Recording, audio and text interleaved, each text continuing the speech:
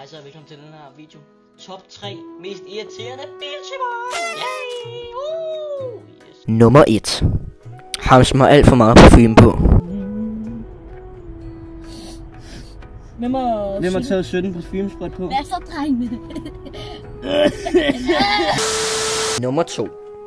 Ham som ikke kan holde sin kæft. Nej, der er straffe. Fuck, jeg tror ikke, der var lort. Fuck! Prøv at køre. Prøv at køre.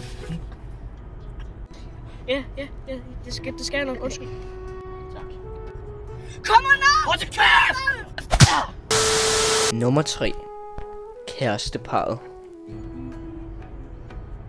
Hej skat, har du haft en god dag? Ej skat, jeg er så virkelig glad for, Kan du ikke sådan vente til jeg ikke er her? Kraft, kæft! Undskyld, ej, sorry. Hold kæft!